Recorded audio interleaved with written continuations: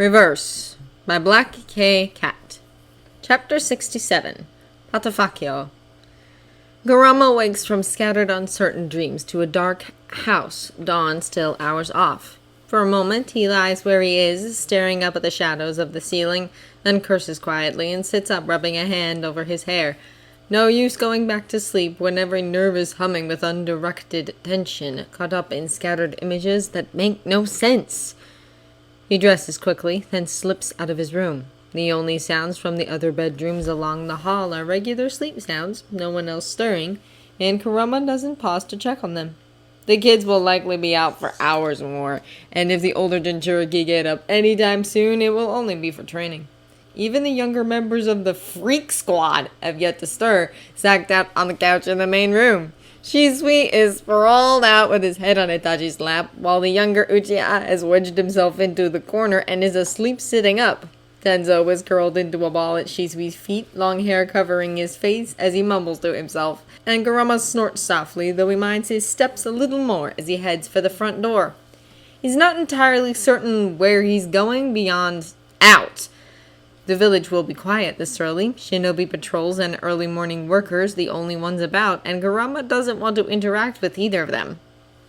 For a moment he contemplates the memorial stone, but Kurama isn't Kakashi. He doesn't have any need to linger there. All of his ghosts travel with him at this point. Instead of towards the village, he turns the opposite way, towards the training grounds that ring it. The Hokage mountain looms to his left, and it's automatic at this point to bare his teeth at the massive stone face of Hashirama and the absence where Naruto should be. But there's less resentment in him than there used to be. Easier now to... Something flickers at the edge of his awareness. A spark, and Kurama stops dead in the road, breathing in. Not a physical sense, not something that can be measured, but familiar all the same. Malice. Malice and rage caught up together and twisted into something heady and dark, and Kurama weighs it carefully. This isn't a civilian squabble, or a petty grudge. This is something deep-seated and long-nurtured, secreted away out of the light to grow and twist and send out poisonous roots. He's felt this exact flavor of malice before, if nebulous and nowhere near as clear. For a moment, Kurama debates whether to stay where he is, or go after the source. It's Kurama. In an instant, his grip on the thread of hate and fury is gone. Kurama growls, turning to face the man who interrupted him, and only just manages not to snap. Instead, he nods curtly and says, "Okage." Sarutobi smiles at him, wry and a little tired. "You're up very early, Kurama. Trouble sleeping?" Kurama just tips one shoulder in a shrug, not willing to touch on dreams of Naruto's laughter interspersed with dead gray hands dragging at his limbs. "I can say the same to you," he retorts. One graying brow slides up. "I seem to have found myself with an excess of paperwork regarding the rebuilding of entire streets," the Hokage says dryly. He must see the way Kurama starts to bristle because he raises a peaceable hand. "I'm glad the children enjoy themselves, and I'm thankful that the other village heads no longer seem quite so interested, insisting that they should be the ones to host the Jinchuriki. Truly a clever tactic." "It takes effort not to smirk." "I don't have a clue what you're talking about. Sorry." Humor sparks in Sarutobi's face, though it's quickly smothered. "Of course. A happy coincidence, then." Kurama shrugs, looking away. "You guys were idiots for even thinking about separating them," he says bluntly. "They finally found somewhere to be normal. Taking that away from them would just make them hate you more." Sarutobi sighs just a little and inclines his head. "I believe," he says slowly, "that anyone in the position of Kage should be able to weigh strengths and weaknesses and prioritize the well-being of the majority. For the good of the many has become a dirty phrase, but it's a necessary one. But I've been reminded that that isn't the only way to look at things." "Danzo's always been a bad influence on you," Kurama says, begrudgingly allowing that. It's not an excuse, which is the only reason he isn't trying to take Sarutobi's head off. The words get him a sharp look, and there's a pause as Sarutobi clearly weighs responses. Then, with a sigh, he inclines his head. "Danzo and I have differing ideas that are built on the same framework, and it makes overlap far too easy." That's a polite way of putting it, Kurama thinks, unimpressed. Maybe that was the case 40 years ago, he says sharply. But right now you're Hokage. Danzo's already pushing boundaries, and you keep looking away. At some point you're going to realize what he's aiming for, but it will already be too late to stop it. The stupidity is so frustrating, Kurama has to grit his teeth to keep from snarling. The image of Sasuke as a child, all too close. So different from the broken boy who only managed to piece himself back together after decades of effort and Naruto's love. Kurama has no fondness for any Uchiha, but that's not something he could ignore. For Naruto's sake, if nothing else. He takes a breath, shakes himself, and says, "The Third Shinobi War lasted longer and was fought harder than you thought it would be. You ever stop to think why that was?" Sarutobi blinks, caught off guard, but Kurama's done with this conversation. He turns and stalks away, no destination in mind, just the urge to leave. After the Fourth War, Sasuke and Sai had made absolutely certain that they went through every last one of Danzo's records, ferreted out all the lies he'd told, all the identities of the root agents he'd sacrificed in the name of furthering wars. To hear Sarutobi even vaguely defending the man turns his stomach. "You know a lot of things you shouldn't," Sarutobi says to his retreating back so mildly that it can't be anything but a threat. "Would you happen to know why there are now 10 Biju by Killer Bee's count rather than 9? Of course they know that. B would have told A, and A would have told the other Kage. Kurama curses as he comes to a stop, turning around more out of a desire to see the attack coming than because he wants to face Sarutobi. "Do you really think that matters right now?" he demands. "In the face of everything!" A familiar hand closes over Kurama's shoulder, tugging him back a step. "With all due respect, Hokage-sama," Kakashi says mildly, "I believe Kurama's origins are less important right now than Akatsuki's whereabouts. Besides," a note of humor touches his voice, "it's rather hard to imagine one of the villages trying to stake a claim on him, isn't it?" Sarutobi's expression passes through horror and terror and settles on looking like he needs a very large drink. With a sigh, he waves a hand and concedes, though he warns, "The question will come up eventually, you know." Kurama gives him an unimpressed look, though the Hokage ignores it. He nods to both of them, then turns and heads for the administration building with a quick step. "And how long were you listening for?" Kurama asks, rounding on Kakashi. "Didn't I tell you to stop getting in the way when I'm—" "Beat the Hokage on your own time," Kakashi tells him, still with that spark of amusement, even if the rest of his expression is serious. "You know about Danzo?" Kurama blinks, but eases back a little. "Yeah. He engineered the Uchiha clan downfall and pushed Itachi into massacring the entire clan. Sasuke killed him for it when he was 17. Kakashi's face goes blank for a moment, and Kurama belatedly remembers that while Kakashi knows, he doesn't exactly know everything. The massacre of an entire clan by his subordinate, who's currently 11 years old, is probably not the easiest thing to swallow. "For their eyes?" Kakashi asks blankly, even though the line of his shoulders is about as dense as Kurama has seen it. "The bastard's good at multitasking," Kurama snorts derisively. "He wanted their eyes, and he wanted them gone. He ended up with one of Shisui's eyes, enough extra to keep him alive through almost anything. Itachi as a missing nin, and Sasuke the only other Uchiha left." There's a long moment of silence as Kakashi digests this and then takes a slow breath. "He ordered Tenso to kill me for my eye," he says inflectionless, "and he tried to have me assassinate Sarutobi for letting the Kyuubi attack happen. Even Orochimaru got run out of Konoha before he used up as many chances as Danzo has gone through. Add in Root and the way Danzo killed its members whenever he needed bodies to disguise as enemy shinobi in order to keep the wars going, and Kurama's pretty sure the guy needs his teeth punched in. With a Bidudama, preferably. "You can have first dibs," he proposes. Kakashi blinks at him for a startled moment, then laughs. "Should I take that to mean he's the next one in your crosshairs, then?" Giving him a disbelieving look, Kurama crosses his arms over his chest. "Child soldiers, child Jinchuriki. I don't trust the bastard further than I get spit. Especially not with the brats. Why? You're going to defend him and—" "It saves me some time," Kakashi interrupts mildly, and when Kurama narrows his eyes at him, he says, I think there's something you need to see. Their destination is an innocuous apartment building back from the main streets, with willows going off many of the balconies and a verdant garden on the rooftop.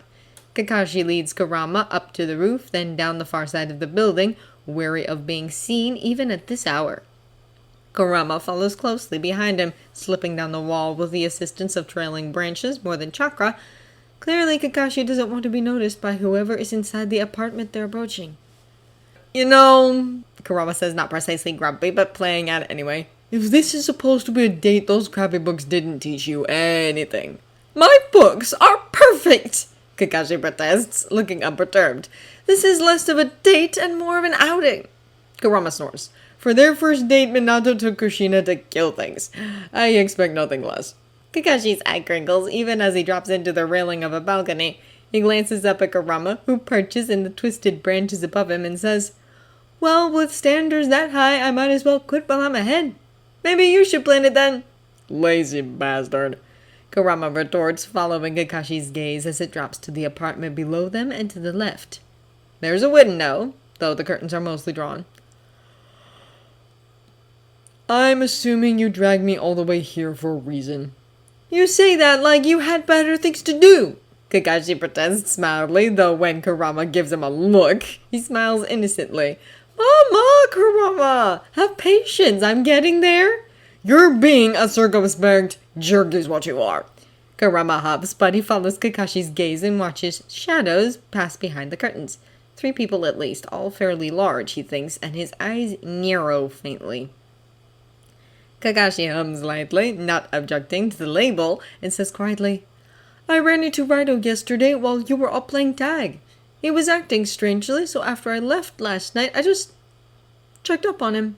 You mean spied on him? Kurama corrects dryly. Waving that off, Kakashi offers an airy, Semantics! Can you get the seals off that window without anyone noticing?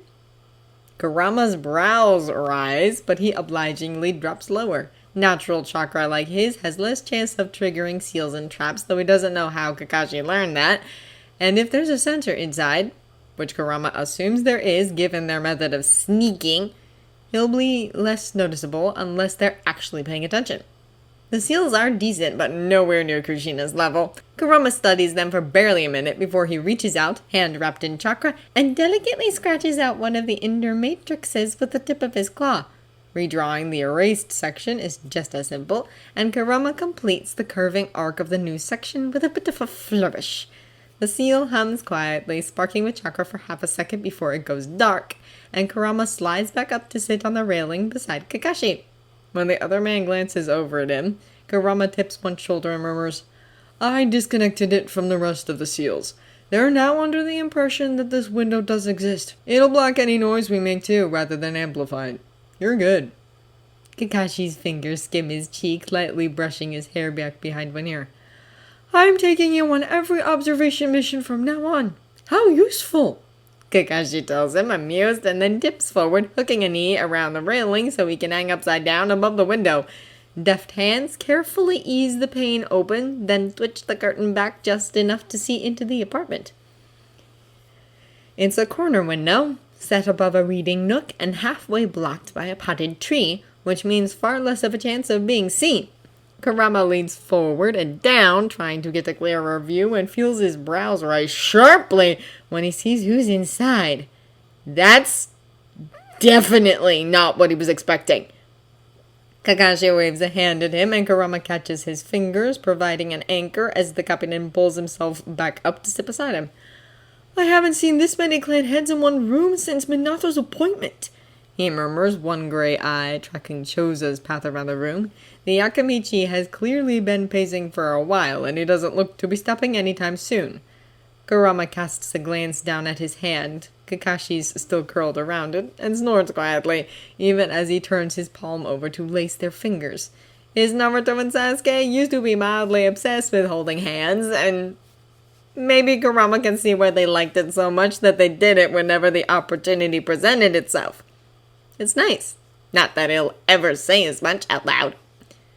They don't exactly look like they're just here for an early breakfast, either, he points out. Shikaku is just within their field of vision, tense as a coiled spring, even if he's slumped in his chair. The person across the table from him is mostly hidden by the tree, but given the glimpse of hair he can see, Kurama's willing to bet it's Rido. From somewhere to the left, a familiar voice says, "They're both fine. Inuichi is on the edges of chakra exhaustion, though. He must have encountered heavy resistance on his way out." A moment later, Hyuga Hiyashi crosses the room, headed for the kitchen, and the sound of running water follows. Rido makes a quiet sound that's mingled grief and fury, but doesn't say anything. The figure standing next to him pats his shoulder. "Genma and Aoba are two of the best," Sume says, gruffly trying for comfort. "They'll make it out, I'm sure." The subtle tension slides through Kakashi, making Kurama glance over at him. The look on his face is blank in a slightly unnerving way, a focused intensity that says "Predator!" as loudly as anything Kurama could manage with bared teeth. If Kakashi feels Kurama's gaze, he ignores it, all of his attention on the room, but his fingers tighten ever so slightly. "We have all the proof we need, don't we?" That's Fugaku, and even if the sight of the Uchiha coming to stand on Shikaku's other side makes Kurama want to growl, he holds it in. "We can bring this to the Hokage and force him to do something about it." Kurama blinks, glancing at the Uchiha, and then over at Kakashi again. Kakashi still doesn't look away from the meeting, but he says softly, "When I followed Rido, Sume and Hiyashi were just arriving. They were talking about Root." And Root will never mean anything except Danzo. Kurama's eyes narrow, and he takes another look at those assembled.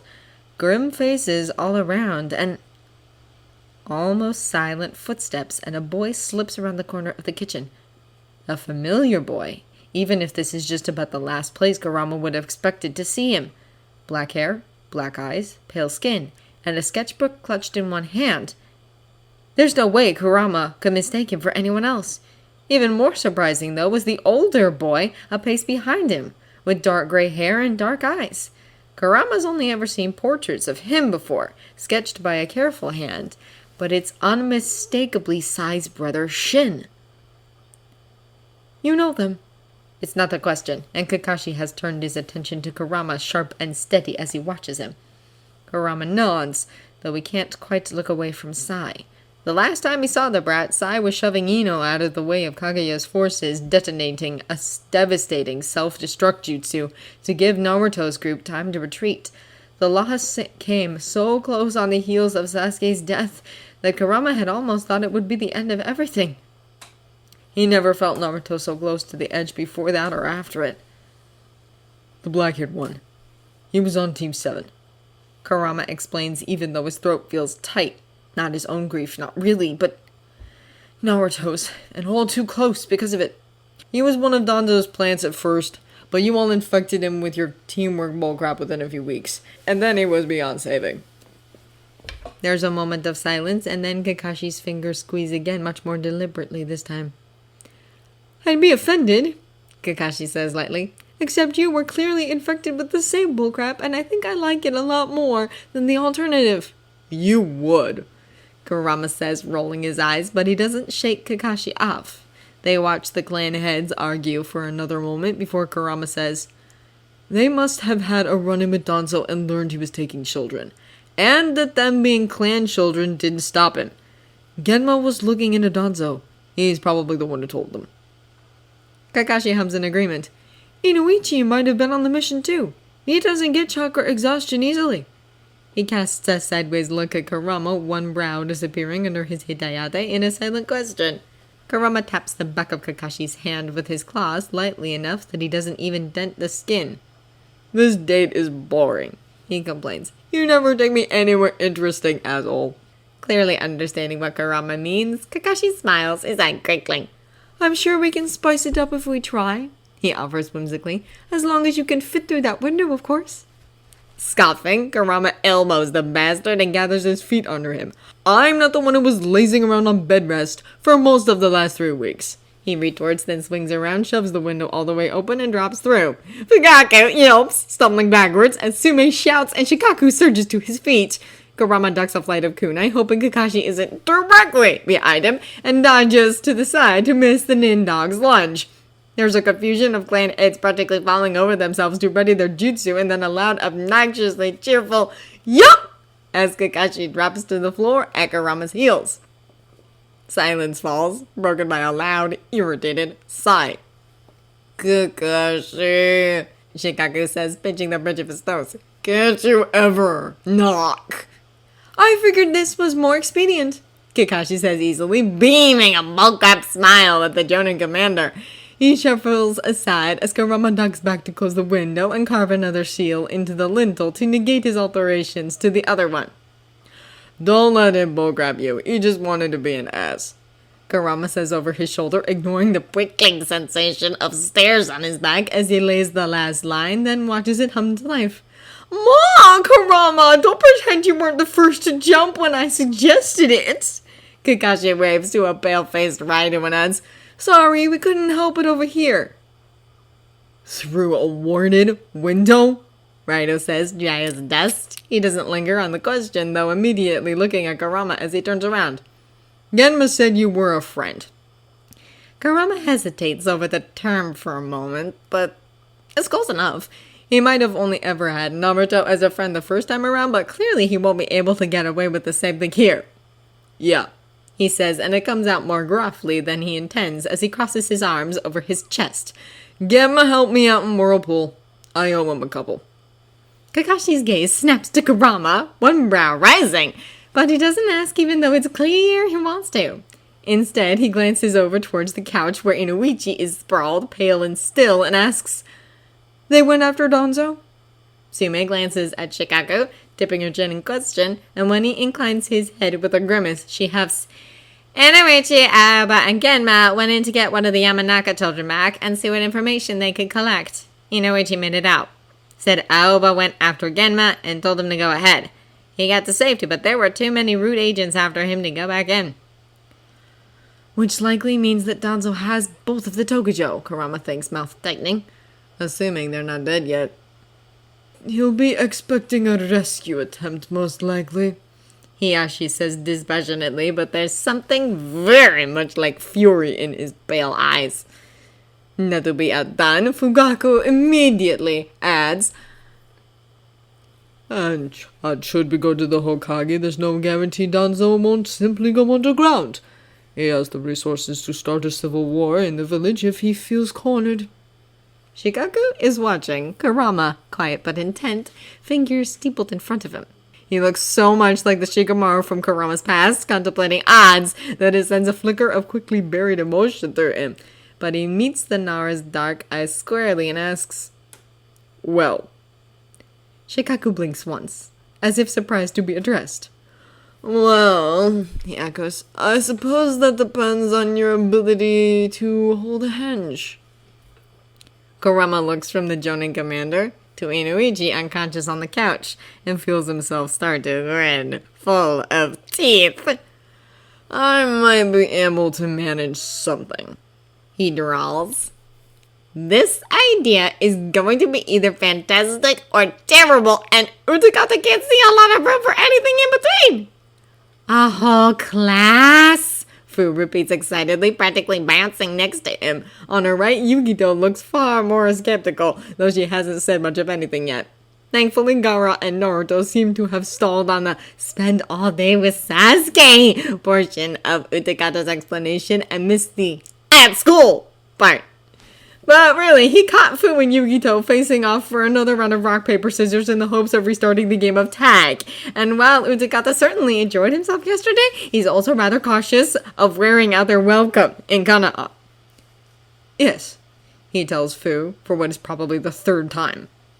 Though you might want to stay with the older children, since you already know what Naruto and Gaara will be learning. All right. Fu agrees, bright and cheerful, and takes a skipping step as the academy comes into view. And you get to stare at that teacher the whole time, right?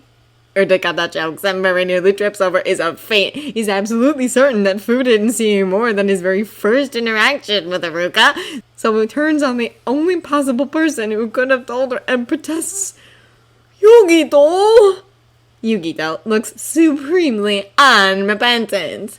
That's the only reason he's making us go to class, she says disdainfully. Utakata contains a despairing sigh and corrects.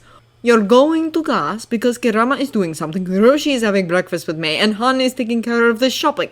I can't watch all 5 of you by myself, not all day. Oh, thanks! Naruto interjects happily, looking up from where he, Gaara, Karin, and Sasuke are planning something Utakata most certainly doesn't want to know about. 6. Utakata agrees wearily because Naruto is right. Sasuke is now one of them, just like Karin is, even if they're not Jinchuriki. Yukito and I can watch ourselves, Fu says, apparently just for the sake of argument. And even if we couldn't, Shisui could have. Utakata rolls his eyes. Shisui is terrified of you. You spend all day doing nothing but harassing him, and that doesn't help our case if we want to stay with Kurama. At that, even Yukito looks slightly more accepting of the decision, which is good, because the academy doors are right up ahead. Iruka is even waiting, looking slightly flustered as he taps a pen against his clipboard. When he spots Utakata and the herd of children around him, he breaks into a smile, not even twitching when Karin and Naruto practically barrel into him. I like him!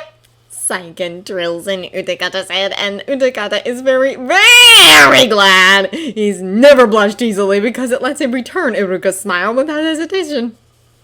So do I. He confesses to the sea slug, and it sends a little thrill through him, as bright and effervescent as a spray of bubbles. He's really cute. Saiken laughs at him, though kindly, even as Utakata pulls Fu to a halt before she can bolt into the building and says politely, Good morning, Iruka-sensei.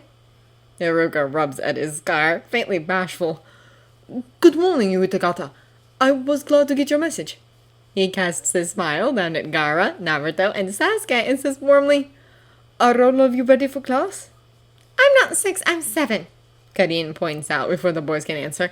Can I be in the same class? Iruka doesn't even hesitate.